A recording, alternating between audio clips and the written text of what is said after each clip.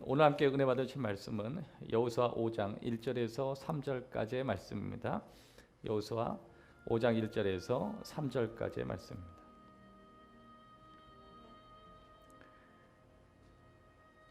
요단 서쪽의 아모리 사람의 모든 왕들과 해변의 가나안 사람의 모든 왕들이 여호와께서 요단물을 이스라엘 자손들 앞에서 말리시고 우리를 건너게 하셨음을 듣고 마음이 녹았고 이스라엘 자손들 때문에 정신을 잃었더라.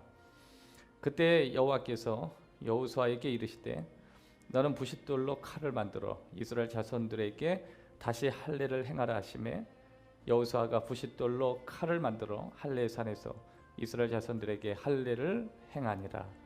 아멘. 한 걸음이 실력이다. 한 걸음이 실력이다 라는 제목 가지고 함께 은혜를 나누시겠습니다. 오늘 검단 행복한 교회 가족 여러분, 3일 이 저녁에 여러분을 또 뵙게 돼서 너무 반갑고요. 또 여러분의 삶 속에 오늘 하나님의 말씀이 채워지는 이 3일 저녁이 되었으면 좋겠고요. 또 벌써 주일이 3일이나 지났습니다. 이 3일 동안 하나님이 주신 말씀이 또 우리 안에 고갈되지 않고 영적인 자원이 풍성한 시간이 되었으면 좋겠습니다. 여러분과 제가 하나님 주시는 은혜 속에 늘 있기를 주의 이름으로 축복합니다. 1절 말씀에 보면 요단 서쪽의 아모리 사람들은 이스라엘 백성들의 아모리 사람의 모든 왕들과 해변의 가나안 사람의 모든 왕들이 1절에 이렇게 기록해 있죠. 여기서 요단 서쪽의 아모리 사람, 이 사람들이 누구냐면 이스라엘 백성들이 가나안에 입성하기 전에 이미 가나안에 팽배하게 있었던 가나안 족속의 대표 족속이라고 생각하면 이해하기가 쉽습니다. 가나안에는 한 350개의 부족들이 있었죠.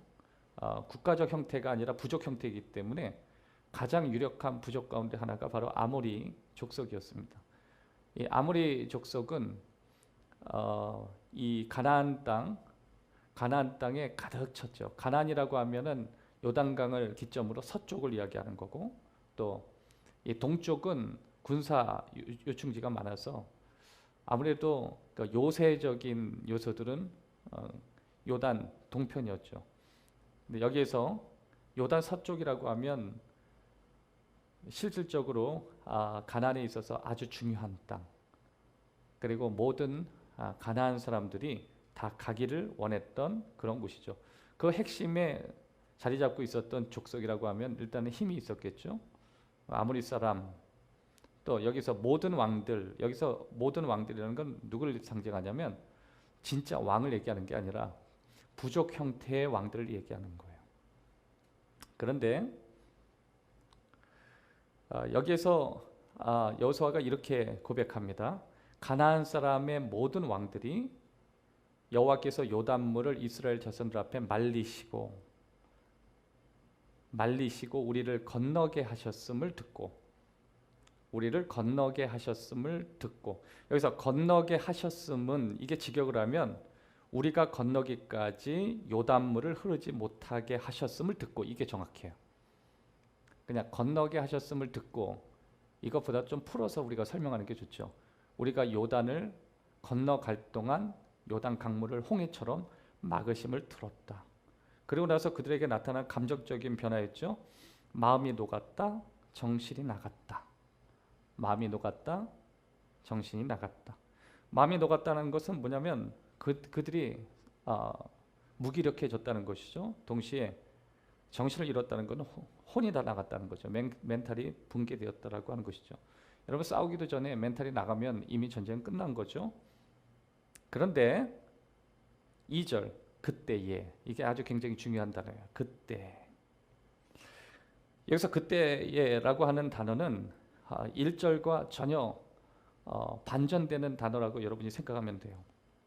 왜냐하면 이스라엘 백성들이 하나님께서 행하신 기적으로 이제 요단강을 건너서 이제 지겨운 광야 생활을 끝나는 바로 그 시간이에요. 바로 그때에.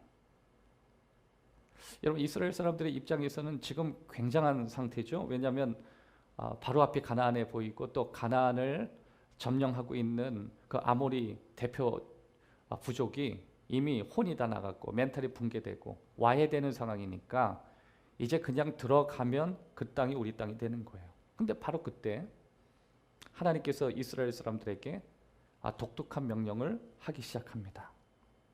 사실 지금 가나안의 이방 족속의 왕들이 두려움과 충격에 떨고 있는 바로 그런 상황이거든요. 근데 2절에 하나님 뭐라 그러시냐면 그때 할례를 행하라. 그때에 할례를 행하라. 건너기 전에 하나님께서 뜸을 들이시는 모습이죠. 그냥 건너가면 될 걸, 빨리 속도를 내서 앞으로 가면 될 걸 하나님께서 자꾸만 뜸을 들고 계시는 그 생각이에요. 여러분 옆에서 볼 때 굉장히 답답한 느낌이 들죠.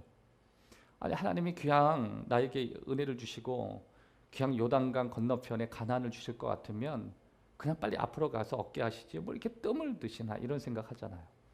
여러분 우리가 믿음 생활할 때 그런 경우가 많이 있습니다. 아니 우리 하나님은 내가 잘 되는 꼴을 못 봐. 우리 하나님은 내가 잘 되는 걸 하여튼 보시는 걸 아주 좋아하지 않아. 뭐 잘 되려고 그러면 꼭 이상한 문제 하나 들여가지고 뜸을 들이시고. 이미 여러분 가나안에 있었던 그 아모리 족속은 요단강을 말리셔서 건너가는 거 그걸 보고 이미 멘탈이 나가 있고 정신도 나가 있는 상태라니까요. 그런데 가나안 정복을 이제 눈앞에 둔 바로 이 시점에 하나님은 할례를 베풀어라. 할례를 베풀어라. 왜 이렇게 말씀하셨을까? 오늘 그 두 가지 의미를 발견해 보기를 원합니다. 첫 번째예요. 인생은 공식대로 흘러가지 않는다. 그것을 가르쳐 주시려고 했습니다. 인생은 공식대로 흘러가지 않는다. 또 한 가지는요. 신앙교육만이 살 길이라고 하는 거예요. 신앙교육만이 살 길이다. 할례 이보다 더 중요한 교육은 없다. 그런 말씀이죠. 첫 번째 한번 살펴볼게요. 1절 다 같이 한번 읽어보도록 하겠습니다. 1절 시작. 요단 서쪽의 아모리 사람의 모든 왕들과 해변의 가나안 사람의 모든 왕들이 여호와께서 요단물을 이스라엘 자손들 앞에서 말리시고 우리를 건너게 하셨음을 듣고 마음이 녹았고 이스라엘 자손들 때문에 정신을 잃었더라. 여러분 지금 이 요단 앞에 서 있는 이 세대가 2세대죠. 1세대는 아니에요. 1세대는 이미 광야에서 다 죽고 하나님이 약속한 2세대가 지금 가나안 땅을 바로 앞두고 있는 거예요. 아무래도 1세대가 광야에서 죽어가는 모습을 보면서 내심 그런 마음을 많이 가졌을 거예요. 저들은 왜 하나님께 불순종해서 저렇게 애굽에서 나오고 또 홍해를 지나왔으면서도 왜 가나안에 들어가지 못하는 그런 상황이 되었는가? 참 어리석지 않은가? 이렇게 쉽게 또 생각을 했을 것이고 또 전체적으로 또 본다면 그 애굽에서 또 홍해를 건너고 그 광야 안에서 40년 동안 헤매는 그 모습을 보면서 인생이 무엇인지에 대해서 깊이 있게 볼 수 있는 시간보다도 아마 광야라고 하는 좁은 프레임을 갖고 살지 않았나 싶어요. 여러분 그런 거 있죠? 여러분이 살아왔던 삶과 여러분 자녀들이 살아오는 삶이 너무 다르다는 거. 여러분이 살고 있는 그 모든 삶은 인생을 전반적으로 전체적으로 조명할 수 있는 그런 능력들을 여러분이 가질 거예요. 그래서 사람이 나이가 든다라고 하는 것은 그 나이가 든 것만큼 고통을 경험하고 또 나이를 드는 것만큼 나를 통해서 얻었던 여러 가지 사건들의 전후 관계를 살피는 광범위한 인생을 살게 되는 거죠. 또 오래 살수록 사람들은 잘 버리기도 하고 또 오래 사는 삶을 경험할수록 세상을 좀 폭넓게 보는 그 인식의 전환들을 많이 얻는 것을 발견하게 됩니다. 뿐만 아니라 이게 나이가 들면요 시야가 넓어져요. 목사님 저는 나이가 들었는데 시야가 이게 좁죠. 비정상이에요. 여러분 인생 가운데 나이가 들면 시야가 넓어져야 돼요. 왜냐하면 나이를 산 것만큼 시야는 넓어지는 게 맞잖아요. 그래서 시야가 넓어지는 것만큼 판단하고 결정할 수 있는 응징력이 강해지는 거예요. 그런데 지금 아무래도 광야를 막 지나왔던 그 이스라엘 2세대들은 인생을 전체적으로 조명할 수 있는 능력이 1세대보다는 많이 약했죠. 뿐만 아니라 가나안 정복이라고 하는 것은 정말 하나님이 이끌어 주시는 전쟁이라고 하는 것을 몸으로 새길 필요가 있었어요. 그리고 그들은 계속 앞으로만 왔잖아요. 광야에서 여러 가지 전쟁을 통해서 여러 가지 위기를 통해서 끊임없이 가나안이라고 하는 목표를 갖고 앞으로만 갔어요. 하지만 그런 가운데 그들은 다시 한번 생각을 좀 정리할 필요가 있었어요. 내가 온 것이 아니라 하나님이 이끌어 주셔서 여기에서 오셨다는 것을. 여러분 1세대가 실패했던 건 그거였죠. 내가 전쟁을 싸운다는 거였죠. 내가 건넜고 뿐만 아니라 내가 가나안을 향해서 간다. 그리고 내 삶은 내가 지킨다. 이러다 결국 그들은 광야 앞에 메마름 속에 무너지고 말았죠. 하지만 하나님께서는 광야를 이끌어 주시는 것은 하나님이라는 사실을 가르쳐 주기를 원했고 여러 가지 사건을 통해서 이스라엘을 이끌어 주시는 분은 하나님이라고 하는 사실, 그것을 계속해서 가르쳐 주고 계심을 우리가 알 수 있습니다. 그런데 이 40년 동안 광야 생활이 참 쉽지가 않았잖아요. 그러니까 할례를 행할 수가 없었죠. 또 일주일이면 약 한 보름 정도면 들어갈 수 있는 곳, 이집트에서 직선거리로 그냥 꾸준히 걸어가면 한 보름에서 20일 가까이면 바로 가나안으로 들어갈 수 있는데, 그렇게 생각했었는데 몇 년 걸렸어요? 40년. 여기서 우리가 한 가지 알 수 있죠. 신앙의 여정은 걷는 속도로 계산할 수 없다. 한번 따라 합시다. 신앙의 여정은 걷는 속도로 계산될 수 없다. 누가 얘기했냐면 제가 얘기했어요. 제가 고민하다가 이건 이거일 것이다. 그렇게 해서 한번 말을 만들어 봤어요. 다시 한번 합시다. 신앙의 여정은 걷는 속도로 계산되지 않는다. 인생도 같다고 생각하거든요. 내가 걷는 속도가 내 인생의 미래를 예측할 수 있는 건 아니에요. 그래서 지금 내가 남들보다 좀 빠른 속도로 성공의 공식대로 걸어가는 것 같아도 결과를 보면 그게 정말 성공적인 인생이냐 좀 되돌아봐야 돼요. 인생은 공식이 아니거든요. 당연하죠. 신앙생활도 공식이 아니에요. 여러분 신앙생활 공식처럼 하면 안 돼요. 내가 섬겼기 때문에 내일 당장 좋은 일이 일어날 것이고, 내가 이렇게 열심히 교회 생활을 하기 때문에 내게는 어려움이 없을 것이다. 이런 공식을 여러분이 가지시면 안 돼요. 우리에겐 공식이 필요한 게 아니라 실질적인 하나님의 인도하심이 필요한 거예요. 약속의 땅에 이제 들어가게 되면 공식이 통하나요? 공식이 통하지 않죠. 그들은 철저히 광야에서 불기둥, 구름기둥이라고 하는 공식 갖고 살았어요. 배고프면 위에서 만나를 주시고, 목이 마르면 바위에서 물이 터져 나오게 하시고, 이건 완전히 삶의 공식이었어요. 여러분 신앙생활은 이렇게 정형화되면 안 돼요. 때로는요 홍해를 지나왔어도 목마름이 시작될 수 있는 곳이 하나님의 인도하심이고, 또 내가 생각했던 계산의 그 속도만큼 나지 않는 곳이 하나님의 신앙의 여정일 수 있는 거예요. 그래서 여러분 이스라엘 사람들에게 가장 필요한 게 뭐예요? 가나안에 들어가서 달라진 환경의 상황들 속에서도 흔들리지 않도록 하나님과의 관계를 재정립하는 시간이었어요. 1절에 보면 여호와께서 요단물을 이스라엘 자손들 앞에 말려주셨잖아요. 그 다음에 우리를 건너게 하셨잖아요. 여러분 이것이 신앙생활의 패턴이 되면 안 된다니까요. 이게 패턴이 되면 기복신앙이 되는 거예요. 기적이 없어서는 안 되겠죠. 기적이 있어야죠. 그러나 기적이 우리 삶의 전부는 아니에요. 뿐만 아니라 나를 대적했던 사람들의 마음이 높고 우리들 때문에 그 사람들의 멘탈이 나갈 정도로 우리에게 항상 승리만 있다, 그게 아니라는 걸 가르쳐주기 위해서 스탑 주신 스탑. 여러분 이 신앙생활을 하다가 뭔가 이렇게 잘 될 것 같다가 갑자기 스톱할 때, 하나님이 뭔가 이렇게 내 인생에 태클을 거는 것 같은 그런 경험을 할 때 우리는 좀 주목할 필요가 있어요. 무엇을 주목해야 되냐면 신앙은 공식이 아니라는 거예요. 저도 목회를 해보니까 이 목회를 공식처럼 인도하면 큰일 나요. 목회는 공식이 아니에요. 하나님의 인도하심이에요. 하나님의 이끌어 주심이에요. 광야가 뭐예요? 광야는요 일상의 삶의 경험이 통하지 않는 곳이에요. 광야라고 하는 것은 내가 살아왔던 삶의 공식이 하나도 맞지 않는 거예요. 1 더하기 1은 2가 돼야 되는데 1 더하기 1은 4가 될 수도 있고 5가 될 수도 있고 한 번도 경험해 보지 못한 수치들이 나오는 거예요. 1 더하기 2가 플러스면 좋겠는데 1 더하기 1이 0이 될 수도 있는 것이 광야예요. 너 그래도 하나님 따라갈래?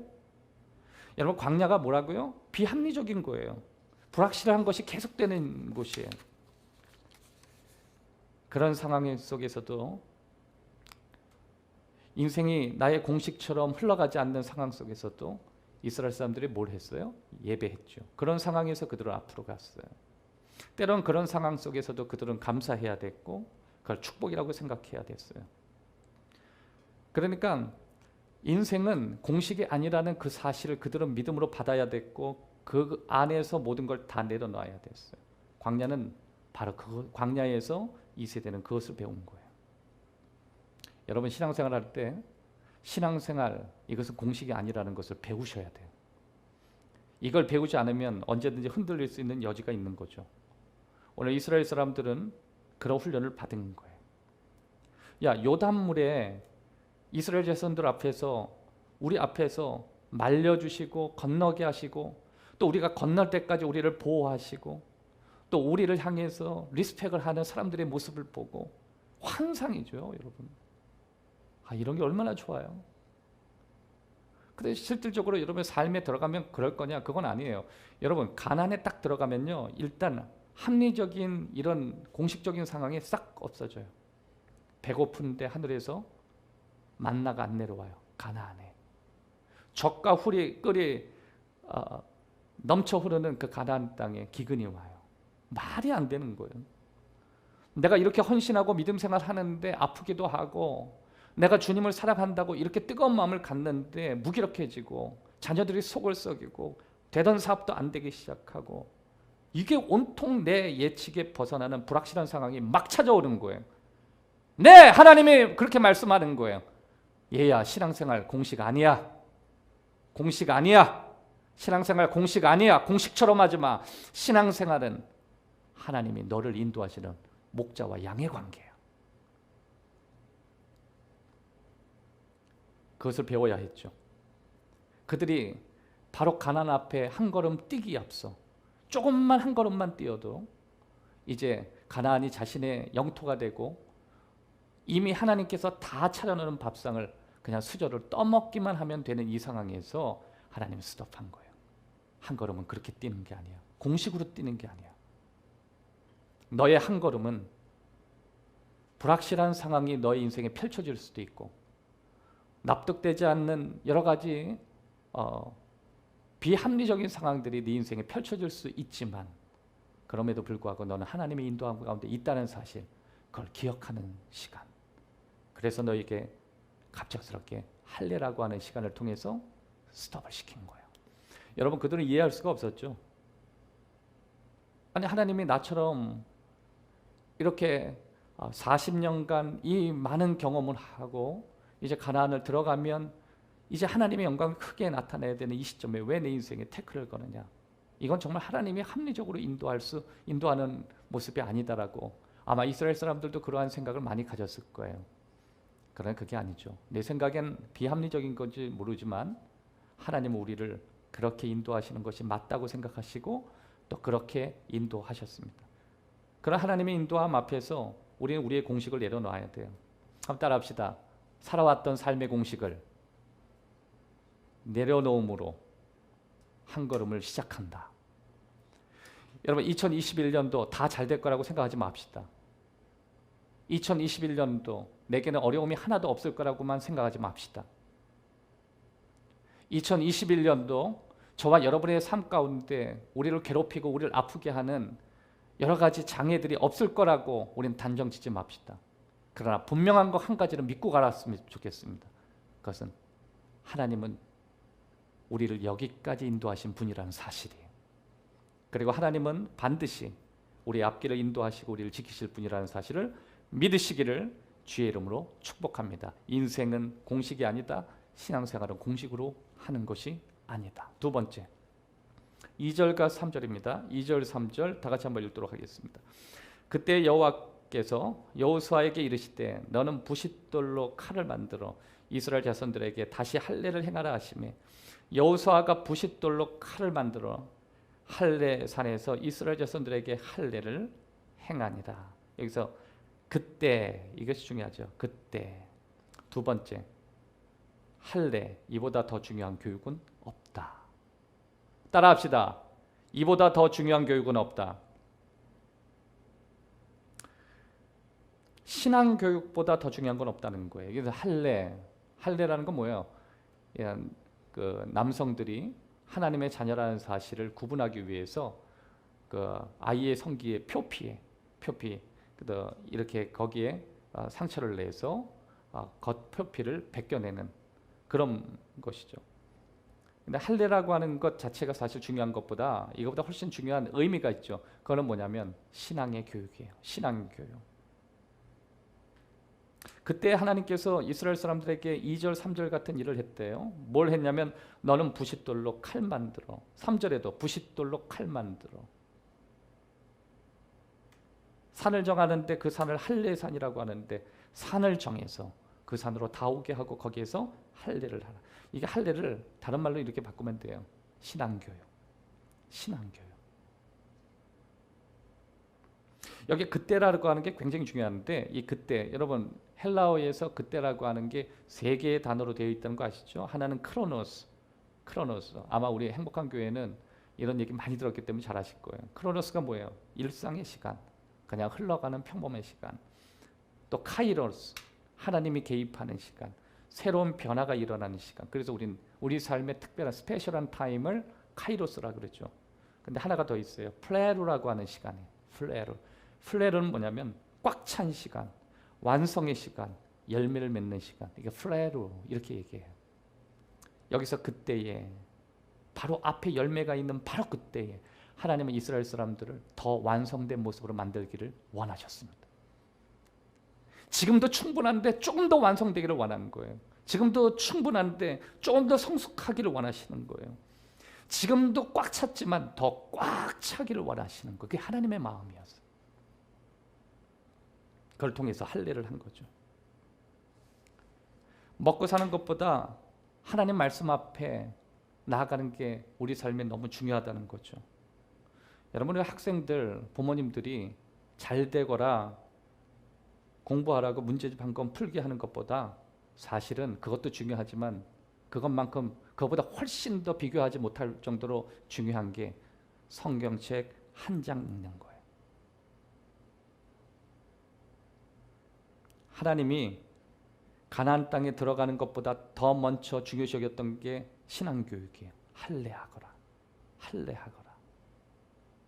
여러분, 오늘날 이 믿음의 부모님들이 신앙을 버리면서까지 내 자녀가 세상 자녀처럼 좋은 학교 가기를 꿈꿔요. 교회는 안 가도 된다는 거예요. 여러분, 특별히 믿는 자녀들이요, 부모님의 그런 이중 가치관을 갖고 살게 되면 그 자녀는 나중에 방황합니다. 네가 세상 자녀와 비교해서 가나안에 살고 있는 자녀보다 조금 못할 수는 있지만 적어도 네가 누구라고 하는 아이덴티티, 정체성만큼은 잃지 마라. 이게 뭐냐면 할례예요. 이게 할례. 문제집 한 권 더 푸는 것보다도 하나님 앞에 말씀을 보고 하나님 앞에 깊이 있는 기도하는 것, 이게 얼마나 너에게 중요하냐. 사실 이러한 부분으로 하나님이 이스라엘 백성들을 할례하라 그러시는 거예요. 너 인생이 앞으로 가고 가나안으로 들어가고 그 속에서 풍성한 열매를 거두는 것 이상으로 훨씬 더 그거보다 중요한 게 뭐냐면 할례를 행하는 거예요. 신앙교육 중요해요. 여러분, 뛰어난 사람 많이 나오면 뭐 할 거예요, 교회에서? 국무총리 나오면 뭐 할 거고 대통령 나오면 뭐 할 거고. 오히려 대통령 나오면 교회 그 성장하는데 방해됩니다, 여러분.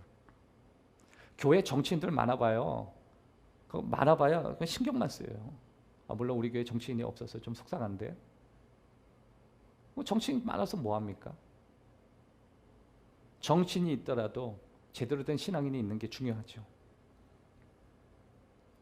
하나님께서 바로 그때에 여호수아에게 부싯돌로 칼 만들어라. 여러분, 이스라엘 사람들이요, 부싯돌로 칼을 가는 그 모습들을 보게 되는 거예요. 교육이 뭔지 아세요? 교육은요, 잘 먹고 잘 사는 거 훈련시키는 거 그거 교육 아니에요. 칼 가는 거예요. 칼 가는 거. 교육은 아픈 거예요, 여러분. 교육은 아프게 만드는 거예요. 분노하게 만드는 게 아니라 아프게 만드는 거예요. 그런데 그 부싯돌을 통해서 하나님이 신앙교육 시키죠. 그러면 신앙교육하는 게 이스라엘 백성들 발목 잡는 것인가요? 아니에요.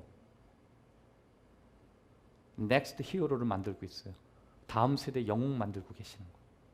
부싯돌로 영웅 만들고 있는 거예요.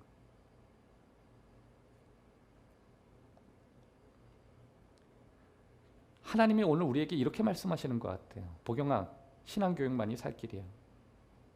네 자녀에게 따뜻한 집, 좋은 차 물려주기 이전에 신앙교육만이 살 길이란다. 이거밖에 없어요. 여러분, 저는 우리 검단행복한 교회 다음 세대에게 물려줘야 될 그 자산은요, 좋은 건물 아닙니다. 그 다음 세대 별로 관심도 없어요. 그렇다고 뭐 연로하신 사람들, 뭐 사람들 많은 거, 그 다음 세대 별로 관심도 없고요. 진짜 관심 가져야 될 건 뭐냐면 신앙교육이에요. 신앙교육. 요새 우리 그 드림랜드 아이들 또 다른 부서 사역자들도 계속해서 이 신앙교육에 대해서 굉장히 예민하게 다루는 것 같아요. 예전보다 많이 그 수준들이 올라가 있고, 아무래도 이 어린 친구들로부터 이 분위기가 올라가서 위로부터 그 분위기를 잡아주는 게 굉장히 중요한 것 같아요. 왜 그러냐면 어릴 때부터 그들에게 정말 신앙교육만큼 중요한 게 없는 거예요. 뭐로 우리가 세상과 싸울 거예요? 지금 이스라엘 사람들이 요단강을 말리시는 하나님을 바라보면서 부싯돌 가지고 싸움할 무슨 무기를 만들 거예요? 아니면은 전쟁하는 전략을 배울 거예요? 그게 중요한 게 아니라 하나님의 할례 가지고 네 몸 상하게 하면서까지 하나님을 기억하라, 그거거든요.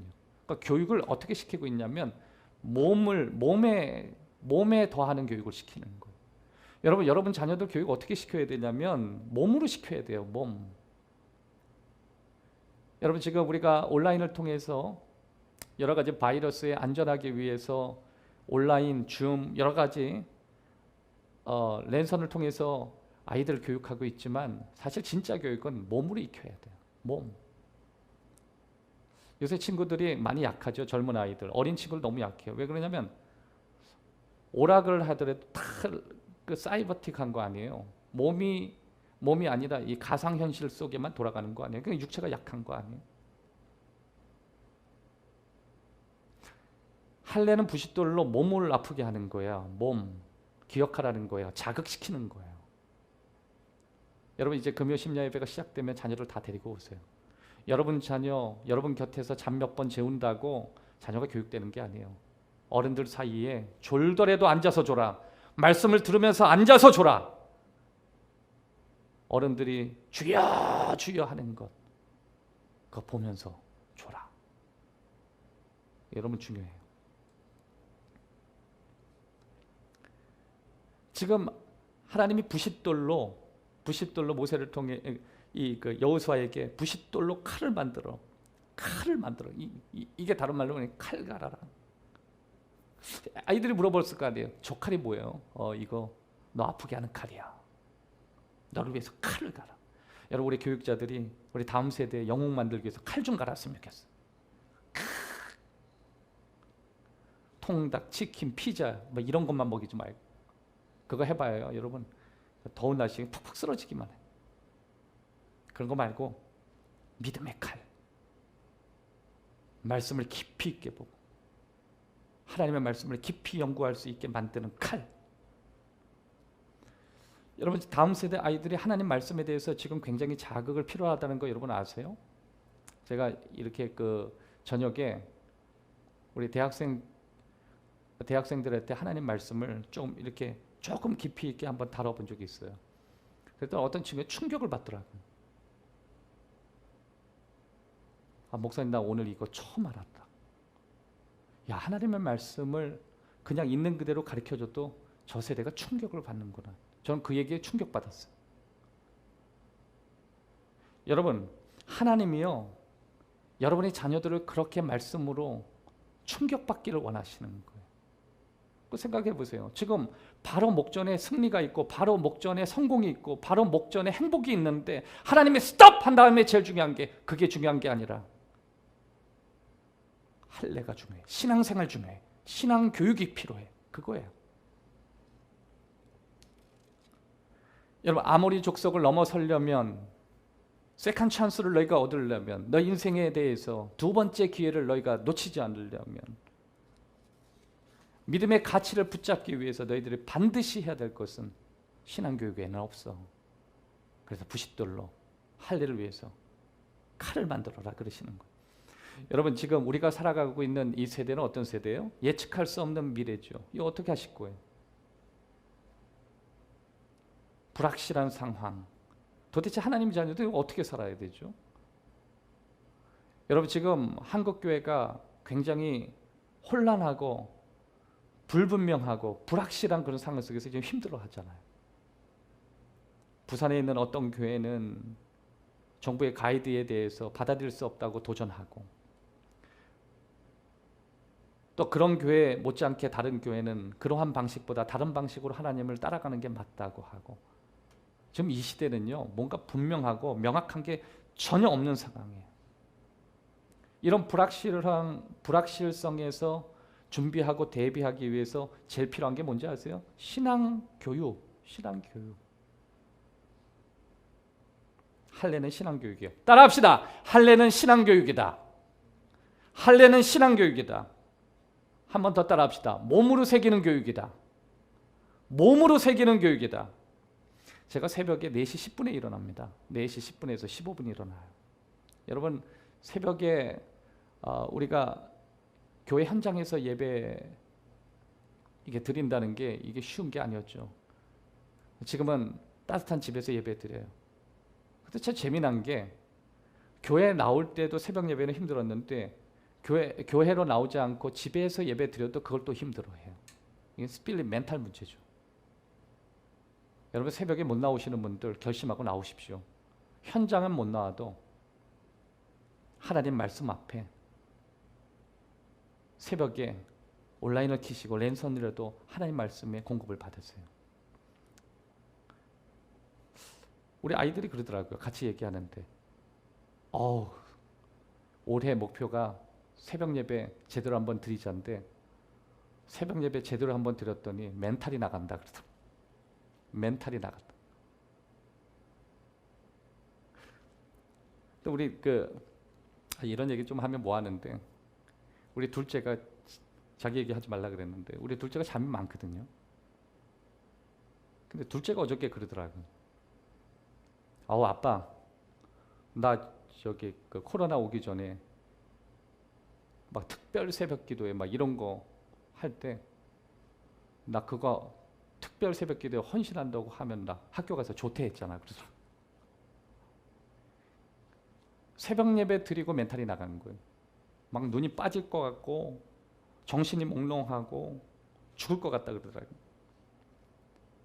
여러분 그게 얼마나 중요한지 아세요? 그러면서 그 얘기하더라고. 와 새벽 예배 나오시는 분들 와 대단하신 것 같다. 야, 그게 신앙교육이에요. 신앙교육. 아무나 하는 거 아니에요 여러분.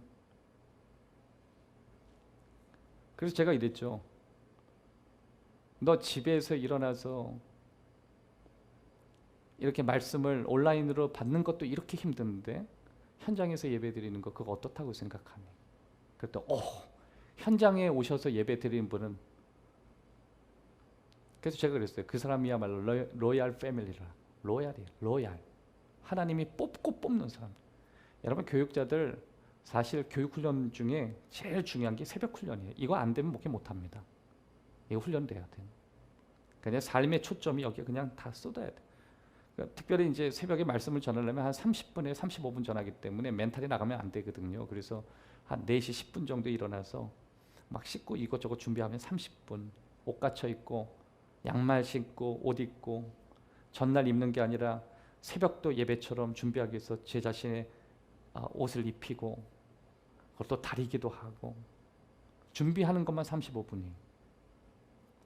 가름마 요새 또 머리 하면서 가름마 타가지고 있어요. 가름마 타는데 또 시간 걸리고. 그런데 그런 것을 통해서 우리가 경험하는 게 몸으로 하는 교육들이에요. 몸으로 하는 교육. 할례는요, 부싯돌로 네 몸에 교육하거라. 지금 세상이 혼란스러워요. 여러분, 우리가 불확실한 미래 가운데 제일 먼저 해야 될 게 교육이거든요. 에듀케이션이 제일 중요해요. 그런데 세상이 왜 혼란스럽냐면 자녀들에게 쩔쩔매고 있어요. 여러분, 전 자녀들에게 쩔쩔매시는 분들의 자녀들이 된 적이 뭐 잘 된 것을 못 봤어요. 잘 되더라도 나중에 굉장히 부모님 마음 휘업하더라고요. 뭔가 이게 문제가 있는 거예요. 자녀한테 왜 쩔쩔매요?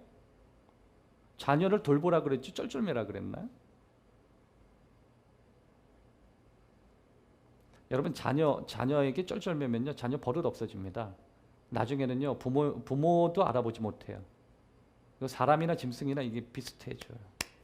그들에게 뭐 해야 돼요? 몸으로 교육시켜야 돼요.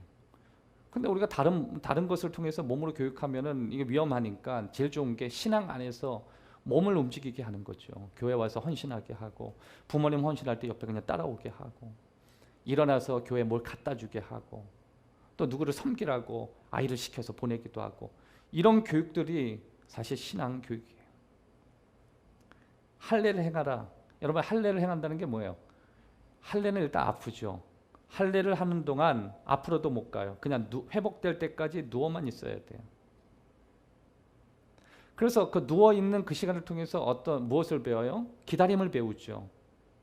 또 이 할례라고 하는 스스로 장애를 만들면서 장애물은 내 인생의 장애가 아니라 오히려 신앙의 자산이라는 걸 배우게 되는 거예요. 여러분, 이게 앞으로 우리가 만나게 되고 하나님의 인도하심을 받는 변화돼야 되는 생각이에요. 할례가 뭐예요? 내 몸의 육체에 칼을 대는 거예요. 아프죠. 일어나지 못해요. 걷지 못해요. 장애가 돼버린 거예요. 근데 잘 생각해 보세요. 장애가 장애물인가요? 예, 세상 사람들은 장애는 앞으로도 못 가게 하고 누워만 있게만 하고 너를 힘들게 만든대요. 그러나 본문의 말씀을 보세요. 하나님이 우리에게 주신 장애는 장애물이 아니라 자산이에요. 영적인 자산이에요. 여러분, 2021년 저와 여러분의 생각을 좀 바꿔놓을 필요가 있어요. 하나님이 우리에게 주시는 장애들, 또 우리 스스로가 내 삶에 여러 가지 장애들을 두죠. 세상 친구들과 멋진 불타는 밤을 보낼 수 있지만 거기에서 한 걸음 물러서서 주님 앞에 나아가서 예배자로 나아가는 것, 그 스스로 장애를 만드는 거 아니에요? 또 세상 사람들은 예수 믿는 것들 교회 나가면 가만 안 두겠다고 할 때 그 졸이는 마음으로, 그렇게 조심한 마음으로 교회를 찾아오면서 스스로 막 힘들어하고 아파하는 이야기를 두고, 그런데 그것이 장애물인가요? 아니에요. 여러분의 자산이에요.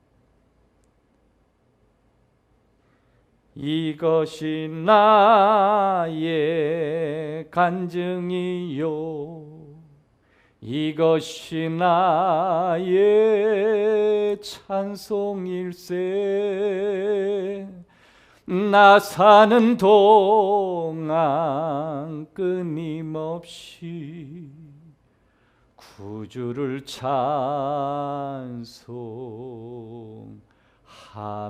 찬송함이로다. 이것이 나의 간증이에요.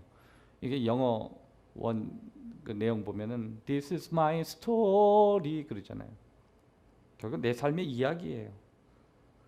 여러분, 하나님께서 내 삶에 장애를 주시는 것은요, 세상 사람들은 장애물이지만 우리는 자산이라니까요. 어려움이 있어도 괜찮아요. 여러분, 코로나19 사람들이 그러죠. 이 19 때문에 뭐 사업도 힘들게 되고 교회도 못 찾아오게 되고 뭐 여러 가지 어려움들이 있다, 막 장애들을 얘기해요. 그런데 우리는 장애로만 볼 게 아니에요. 이것이 우리 삶의 영적인 자산이 될 수 있다는 걸 기억해야 돼요. 우리 한국교회가 지나치게 지금 많이 격해 있는 건 맞는 것 같아요. 저도 한동안 굉장히 격한 마음 가운데 왜 기독교를 핍박하는가, 왜 기독교를 이렇게 인정하지 않는가, 거기에 대한 상한 마음이 저에게도 있습니다. 그런데 하나님께서 제 마음을 많이 바꿔주셨어요. 제가 아침에 기도하면서도 하나님께 묻기도 하고 하나님 앞에 기도하면서 하나님 주시는 마음은 이것이 너희들에게 장애만은 아니고 받은 복음 세여 보아라 주의 크신 복을 내가 알리라. 네가 받은 복은 카운트해봐. 잃어버린 것만 있는지, 코로나가 과연 한국교회에 피해만 줬는지.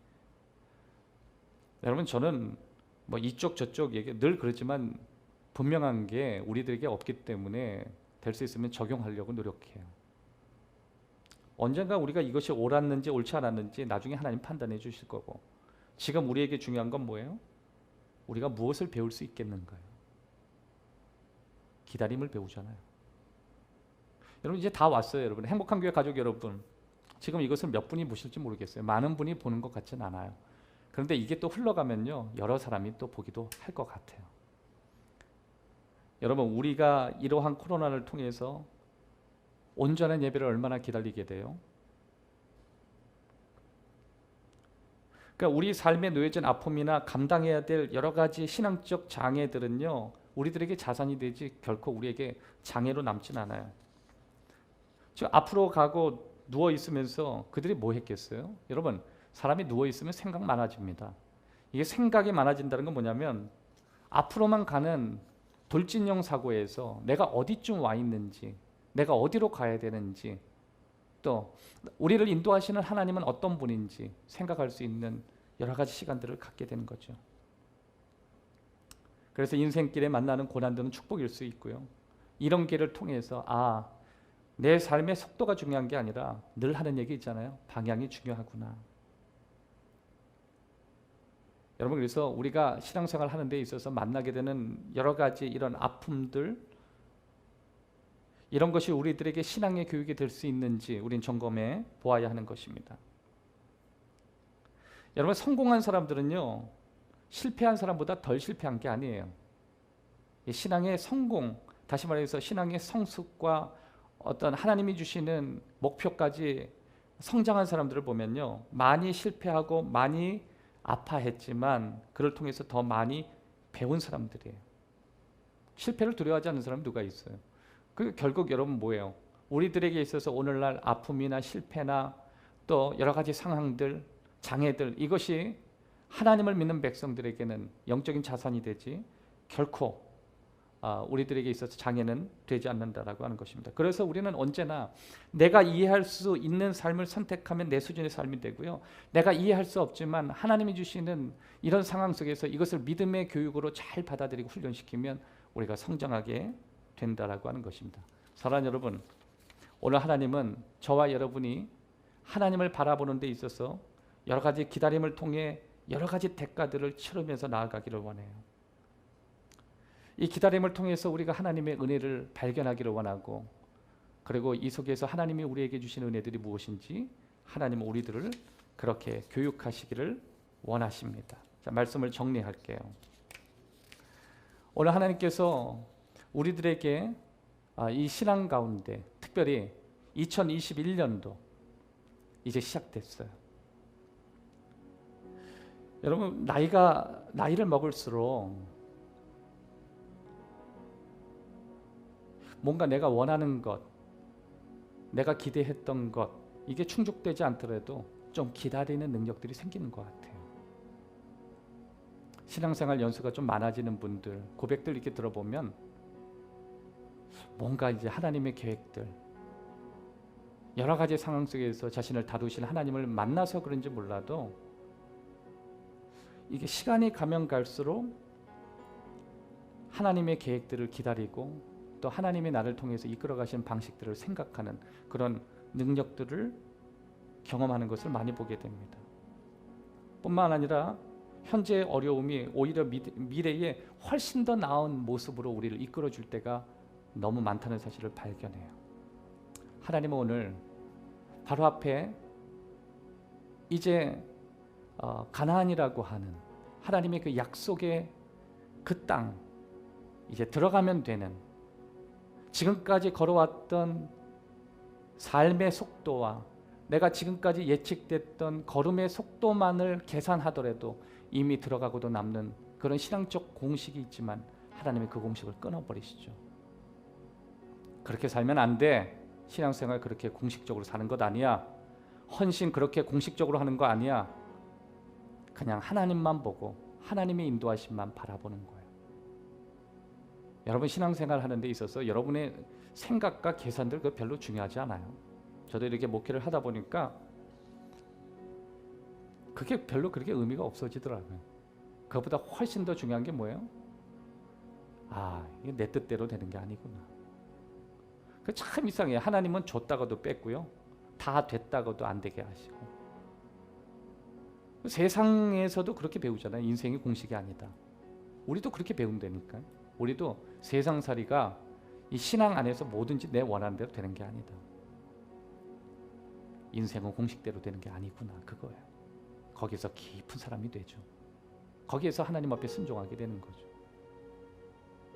하지만 그렇게 허무하고 그래 내 인생에 이것이 끝이구나라고 허탈해하는 그것이 우리의 마지막이 되기를 하나님 원하지 않아요.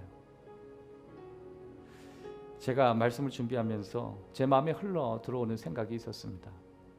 내가 하나님 없었으면 어떡할 뻔했나. 하나님이 내 인생에 없었으면 난 얼마나 허탈하고 허무하고 허전한 인생을 살았을까. 그래서 저 조용히 무릎을 꿇었어요. 하나님 나의 하나님이 되셔서 너무 감사하다. 하나님은 나의 하나님이 되시고 내가 목회를 하고 목회 세상 사람들이 말하는 성공을 하고 먹을 거 먹고 누리고 싶은 거 다 누린다 해도 하나님이 안 계셨으면 내가 무슨 의미가 있겠나. 이미 끝나버린 우리들의 인생인데 죽음을 통해서 지금까지 가져왔던 우리의 모든 영화가 다 허무로 끝날 것인데 사랑하는 여러분, 결국 우리에게는요 신앙교육만이 살 길이라는 사실을 잊어서는 안 돼요. 가끔 여러분의 자녀들이 여러분이 생각보다 훨씬 더 뛰어난 모습들을 볼 때 든든해 보이지 않습니까? 근데 여러분이 바라보는 그 든든함이 그 자녀들의 앞길을 인도할 수 있을까요? 여러분이 지금까지 살아왔던 삶의 경험들이 과연 여러분이 앞으로 불확실한 이 세상을 이겨나기에 충분한 지식입니까? 그렇진 않으실 거예요. 턱없이 부족하고 한계를 경험하는 사건들을 많이 만날 것이라고 여러분 잘 알고 있을 거예요. 결국 하나님은 이 시점에 스톱을 하신 가장 큰 이유는 부싯돌로 너의 몸에 아픔을 주어라. 너에게 있어서 남들보다 빨리 달려가는 그것이 중요한 게 아니라 지금 너와 함께 누가 함께 가고 있고 넌 누구를 의식하고 걸어가고 있는지 너의 인도함이 누구로부터 시작됐는지 기억해야 돼. 인생의 장애는 세상 사람들처럼 아픔이 전부가 아니야. 여러분 앞으로 가나안이라고 하는 땅이 적과 꿀만 있던가요? 아니에요. 이제부터 들어가자마자 피 흘림이 시작되고 눈물이 시작되고 고통이 시작되고 목마름이 시작되고 외로움이 시작되고 죽어나감이 시작되고 병듦과 기금과 온통 슬픈 스토리들이 이젠 가나안 땅에 시작돼요. 그 대표적인 게 사사기에 시작하는. 그러나 그게 끝이 아니다. 그럼에도 불구하고 하나님이 너희를 인도하실 수 있고 그럼에도 불구하고 너희의 삶을 붙들고 계시는 분은 하나님이시다. 잊지 마라. 사랑하는 여러분, 저와 여러분 신앙교육만이 살 길이에요. 어려우면 어려울수록 신앙교육 내 자신에게 그리고 내가 영향을 줄 수 있는 누군가에게 우리들에게 신앙교육만큼 중요한 건 없다. 여러분 강조하여서 앞으로 2021년도 저와 여러분에게 다가오는 여러 가지 스토리들이 전부 저와 여러분에게 도전이 되고 우리가 생각하는 예측과 기대에 벗어나는 여러 가지 사건들도 결국 우리를 가나안으로 인도하고 하나님의 뜻 가운데 인도하는 좋은 교육에 대한 인도함이 된다는 사실을 믿고 오늘도 감사함으로 주어진 환경 속에 나아가는 축복의 자녀들이 되기를 주의 이름으로 축복합니다. 사랑합니다. 여러분의 가정 안에 은혜가 있기를 바랍니다. 하나님의 말씀이 여러분 가정 속에 축복으로 풍성해지기를 원합니다. 기도하시죠. 하나님,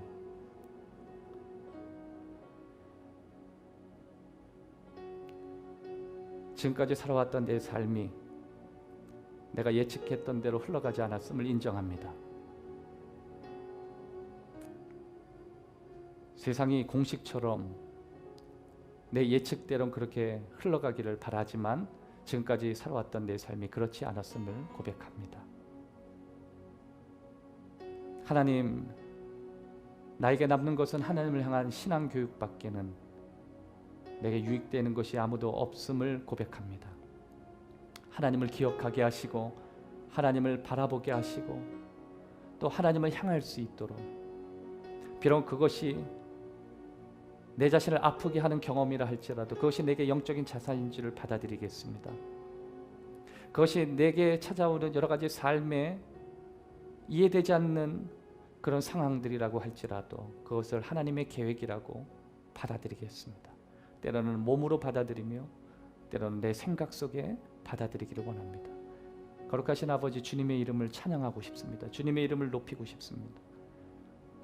하나님, 우리의 인생의 모든 여정 가운데 우리의 모든 삶의 길이 하나님 품 안에, 하나님 계획 안에, 하나님의 영광의 은혜 속에 머무르기를 원합니다. 오늘 말씀을 듣는 3일 저녁에 사랑하는 행복한 교회 가족 모두에게 아버지가 주시는 평강의 약속이 있기를 원합니다. 예수님 이름으로 기도하옵나이다. 아멘. 이제는 우리 주 예수 그리스도의 은혜와 하나님의 사랑과 성령님의 인도하심이 오늘 말씀을 듣고 3일 이 저녁에 말씀 앞에 서 있는 하나님의 자녀들 머리 위에 이제부터 영원토록 함께 계실지어다. 아멘.